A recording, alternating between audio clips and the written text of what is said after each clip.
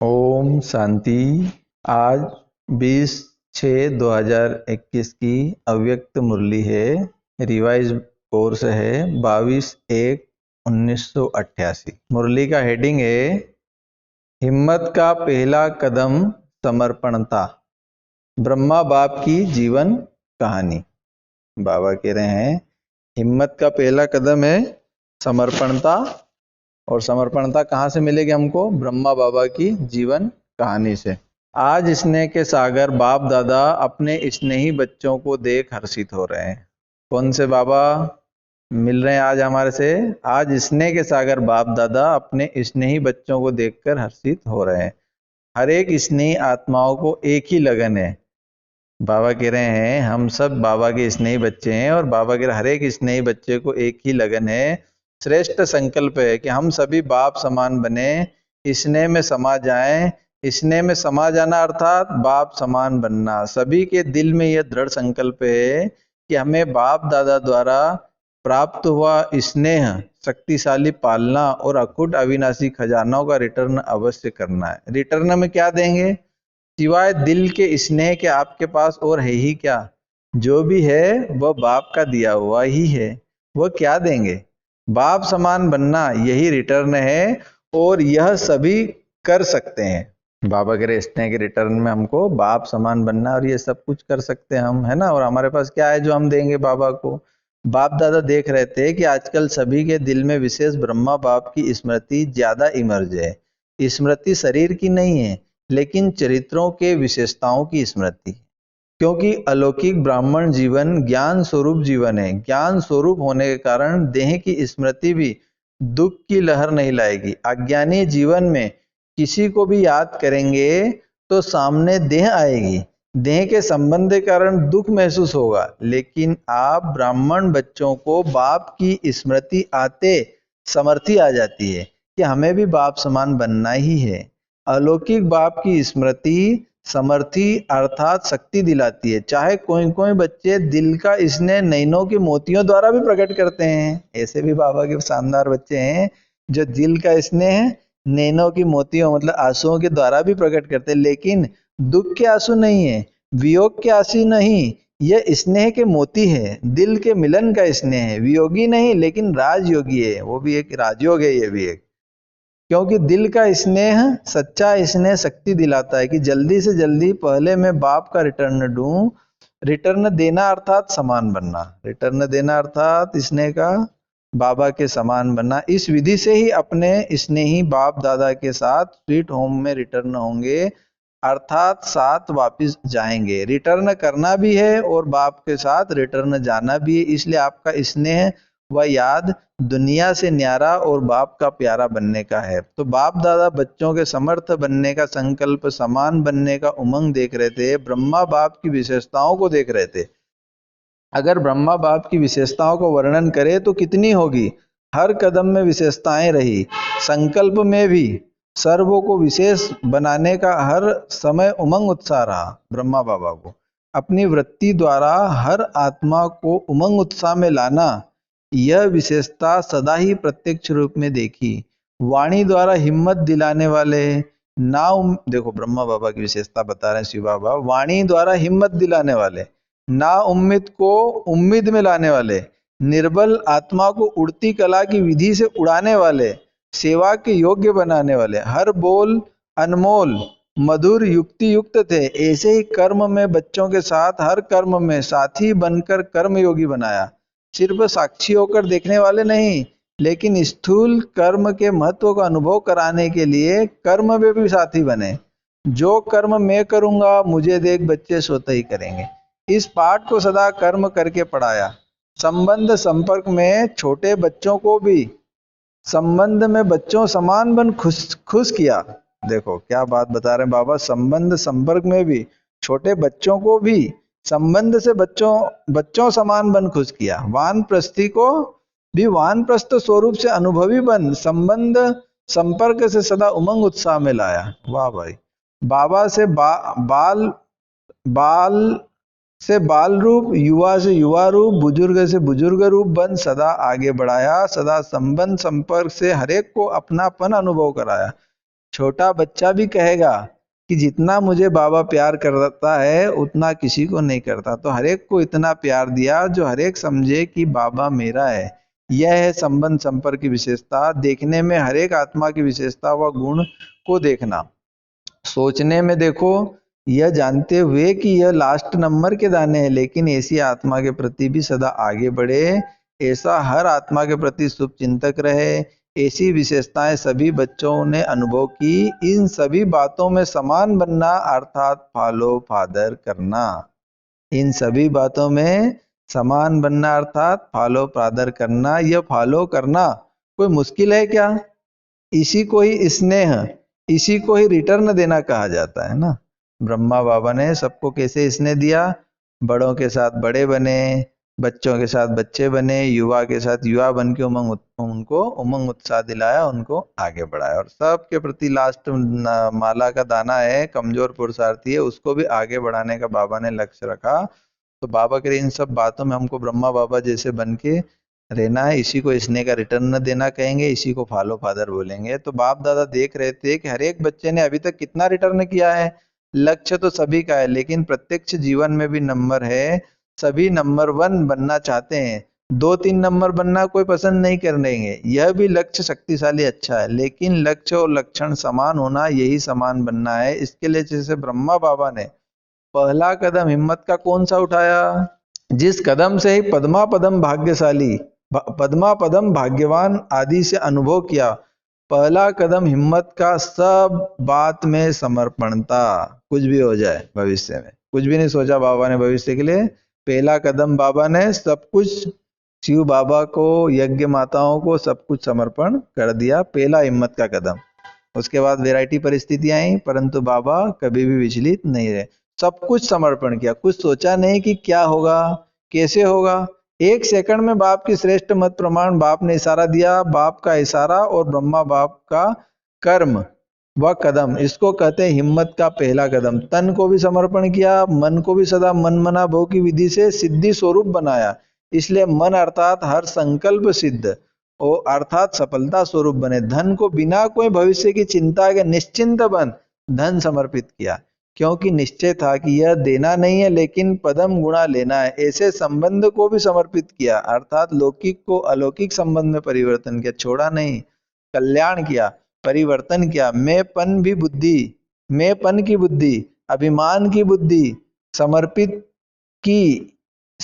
की। इसलिए सदा तन मन बुद्धि से निर्मल शीतल सुखदाई बन गए। कितनी बात अच्छी बताई बाबा ने। मैंपन की बुद्धि, अभिमान की बुद्धि समर्पित की, इसलिए सदा तन मन बुद्धि से निर्मल शीतल सुखदाई बन गए। कैसे भी लौकिक परिवार से व दुनिया की अनजान आत्माओं से परिस्थितियां आई, लौकिक परिवार से भी और दुनिया के अनजान आत्माओं से परिस्थितियां आई, लेकिन संकल्प में भी स्वप्न में भी कभी संशय के सूक्ष्म स्वरूप संकल्प मात्र की हलचल में नहीं आए। पक्के थे बाबा, एकदम ड्रामा में फिक्स बाबा को विश्वास था। ब्रह्मा की विशेष इस बात की कमाल रही, जो आप सबके आगे साकार रूप में ब्रह्मा बाप एग्जाम्पल था, लेकिन ब्रह्मा बाबा के आगे कोई साकार एग्जाम्पल भी नहीं था। हमारे लिए तो ब्रह्मा बाबा और दादियों को फॉलो करना है, ब्रह्मा बाबा को तो रास्ता बनाना था। सिर्फ अटल निश्चय बाबा की श्रीमत का आधार रहा। आप लोगों के लिए तो बहुत सहज है, और जितना जो पीछे आए हैं उनके लिए और ही सहज है, क्योंकि अनेक आत्माओं के परिवर्तन की श्रेष्ठ जीवन आपके आगे एग्जाम्पल हुए हैं। यह करना है, यह बनना है, क्लियर है। इसलिए आप लोगों को क्यों क्या का क्वेश्चन उठने की मार्जिन ही नहीं है।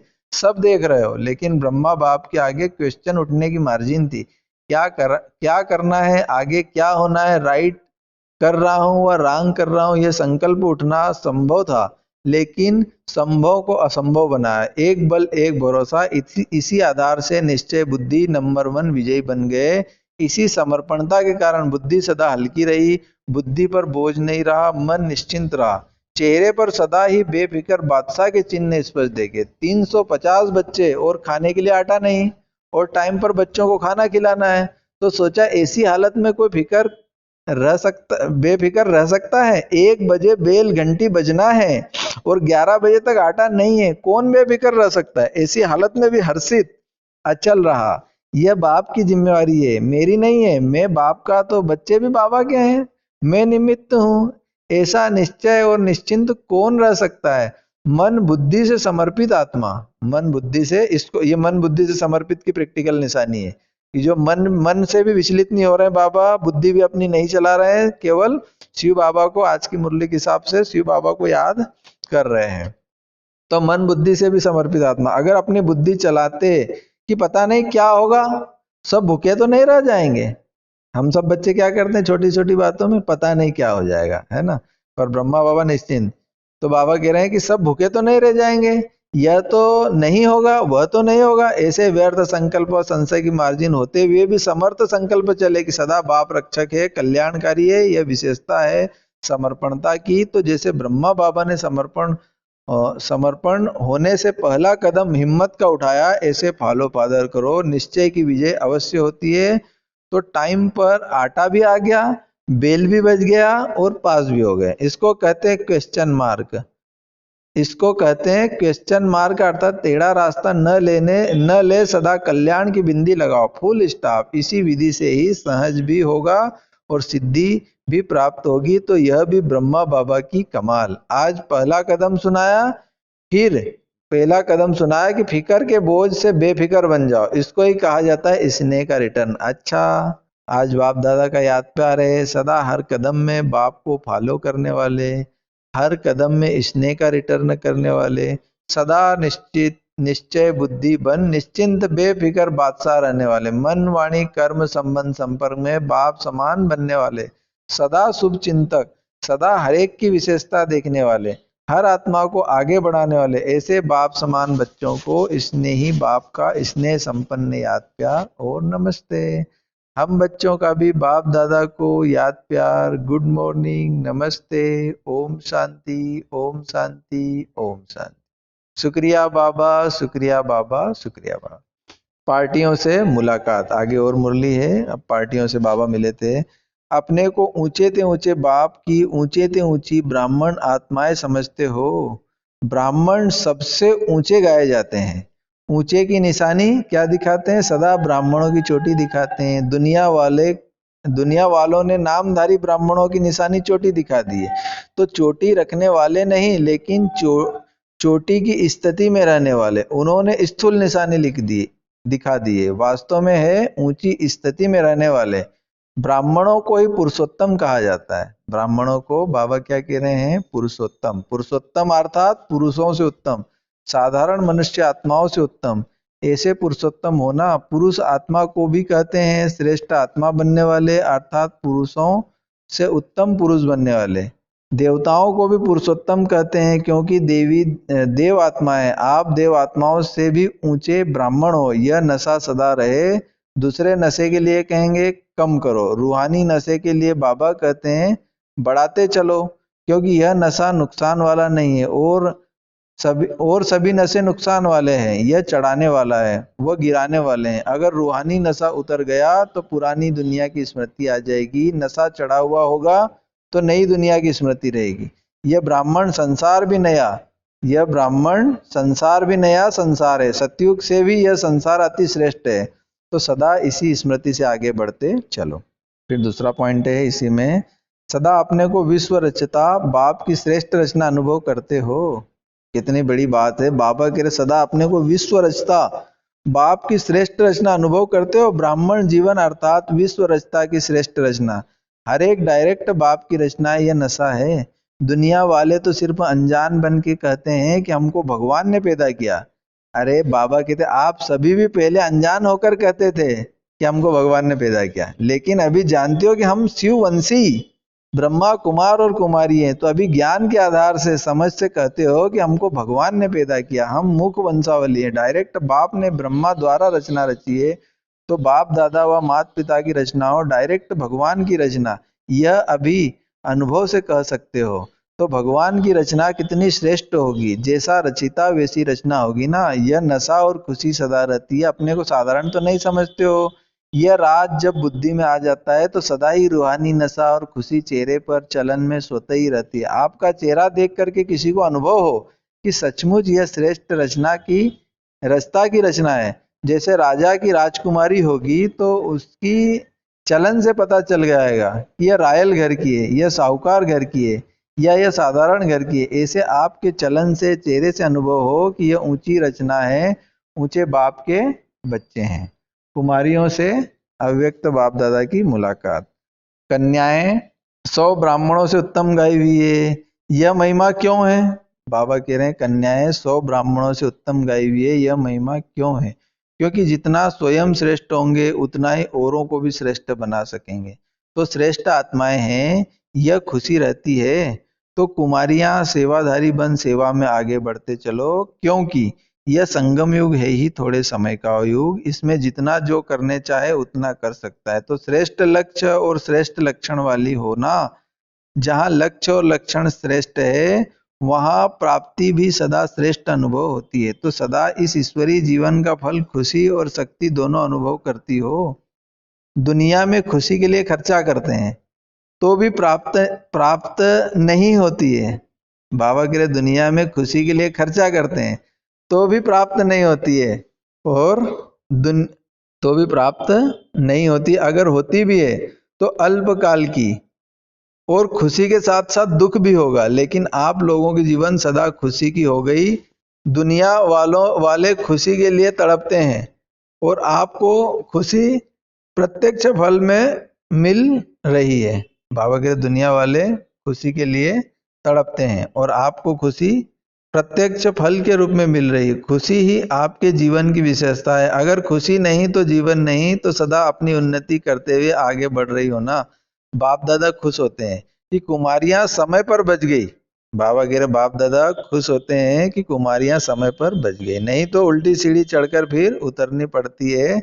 चढ़ो और उतरो, मेहनत है ना। देखो कोई भी प्रवृत्ति वाले हैं तो भी कहलाना तो ब्रह्मा कुमारी पड़ता है। ब्रह्मा अधर कुमार तो नहीं कहेंगे, फिर भी कुमार कुमारी बने ना, तो सीढ़ी उतरे और आपको उतरना नहीं पड़ा। बहुत भाग्यवान हो, समय पर बाप मिल गया। कुमारी ही पूजी जाती है। कुमारी जब गृहस्थी बन जाती है तो बाबा बहुत जबरदस्त बात बता रहे हैं कि कुमारी जब गृहस्थी बन जाती है तो क्या बताया बाबा ने, तो बकरी बन सबके आगे सिर झुकाती रहती है। तो बच गई ना, बकरी बनने से बाबा कह रहे बच गई ना। तो सदा अपने को ऐसे भाग्यवान समझ आगे बढ़ते चलो। अच्छा, माताओं से सभी शक्तिशाली माताएं हो ना, कमजोर तो नहीं। बाप दादा माताओं से क्या चाहते हैं? एक एक माता जगत माता बन विश्व का कल्याण करे, लेकिन माताएं चतुराई से काम करती है। बाबा माताओं की चतुराई बता रहे हैं। जो लौकिक कार्य होता है तो किसी न किसी को निमित्त बनाकर निकल जाती, और जब ईश्वरी कार्य होता तो कहेगी बच्चे हैं कौन संभालेगा।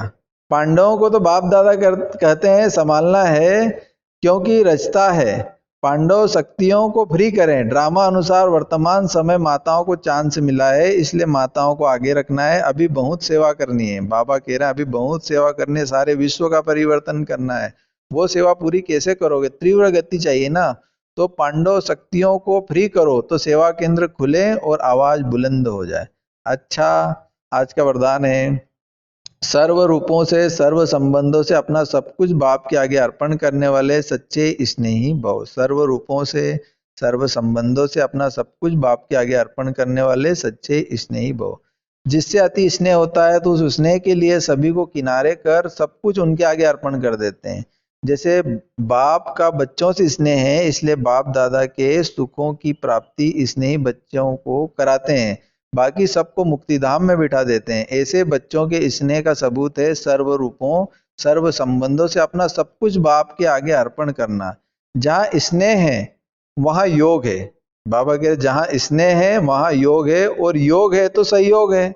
एक भी खजाने को मनमत से व्यर्थ नहीं गंवा सकते। स्लोगन है साकार कर्म में ब्रह्मा बाप को और अशरीरी बनने में निराकार बाप को फॉलो करो। साकार कर्म में ब्रह्मा बाबा को और अशरीरी बनने में निराकार बाप को फॉलो करो। अच्छा, ओम शांति शांति शांति। आज सूचना है, आज मास का तीसरा रविवार अंतर्राष्ट्रीय योग दिवस है। बाबा के सभी बच्चे शाम को 6:30 से 7:30 बजे तक विशेष अपने इष्ट देव इष्ट देवी पूज्य स्वरूप में स्थित हो भक्त आत्माओं की पुकार सुने उपकार करें, रहम दिल दाता स्वरूप में स्थित हो, उन्हें सुख शांति की अंजलि देने की सेवा करें। अच्छा, ओम शांति।